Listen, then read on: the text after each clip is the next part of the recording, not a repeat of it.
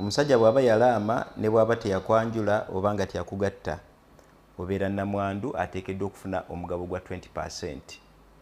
bw'abanga omugabo gwa 20% nga teyaleka baana oba ofuna 100%. 100%. Senga omusajja aba teyaleka baana naye nga bakwanjula oba nga bakwasa mu mateeka oba ofuna 100%. Ku estate? Yes. Anti wabeerawo baana gwe abeerawo wekka. So tebaketalinga baluganda oba naye kaakati ono yali abeera ne mukwano gwe emyaka 3 cohabitation. Mu cohabitation amateeka tega protectinga interests za mukwano gwe gwazaalamu baana bwe mbadde mubeera nga akukuumako. Amateeka ga protectinga omukyala gwe bayanjula oba gwe bawasa mu mateeka. Okwanjula nako it's a form of marriage, customary marriage. So kati gwe mukwano gwaffe abaana bo be basooka okufa. Si bwe kiri? Ekiri kansa. Baawo n'asembayo okufa. Etteeka eppya liringa lye baakolera ggwe kubanga kati ligenda kukuyamba. Lino eririwo ekkadde libadde terikuyamba. Etteeka eppya likuyamba. Waliwo etteeka eppya kansa eriyamba. Etteeka eppya erya Succession Act. Kati balooya abaliko bakanudde amaaso bagagenda kwogera ki?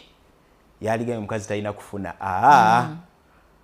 Kansa aliko yenna akkiriziganya nange. Etteeka eppya ligamba nti n'abaana abaasooka omugenzi okufa nabo bafuna. Jjukira omusajja yazaala. Abaana ne basooka okufa. Kati n'abaana abaasooka omugenzi okufa nabo bakola ki? Bafuna. Ate nga baafa. Etteeka bwe ligamba kati. Dulinga abaana abaasooka okufa tebafuna. Kati etteeka ligamba nti n'abaana bo abaakusooka okufa nabo bakola ki? Bafuna. Senga bo baaleka abaana baabwe abazzukulu baba bafuna omugabo gwa kitaabwe. Ne kati abaana bo baleka baafa bato. Kansuubire. Baba baafa balina abaana baabwe balina okugabana. Ne baba baafa bato nga tebazadde, then omugabo gwabwe omuntu abaddirira ye maama waabwe. Kati omugabo gw'abaana abo gwe balina okufuna abaana be wazaala musajja gw'olina okugufuna. Ekitegeeza nti toli beneficiary naye abaana bo mu estate eyo be ba beneficiary kati gw'oliira ku baana. Eky'abaana bo kye bandibadde bafuna senga balamu gwe maama gw'olina okukifuna mu estate eyo. So by virtue of that oli beneficiary mu estate. Naye senga tekibadde ekyo nga tewazaalawo baana obadde tofuna, era abaana senga babadde balamu era obadde tofuna.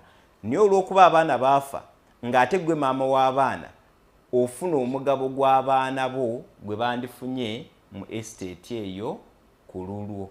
So gwe otwala omugabo ogwo. Oba kitegeerekesa? Anakitegeera? Ndowooza ajja kitegeera. Ajja kitegeera. Afuna ku lw'abaana be naye si lwakuba nti mukyala. Kati gw'ofuna ku lw'abaana bo naye emyaka gy'omaze n'omusajja oba myaka 10 kasita wabeera nga tewaliwo proof of marriage, either customary or church marriage or civil marriage, you do not gain anything. Naye olw'okuba nti kati gw'olinamu abaana abaafa ofuna omugabo gw'abaana be abaafa kuba gwe maama waabwe. Toyanziza nnyo kanso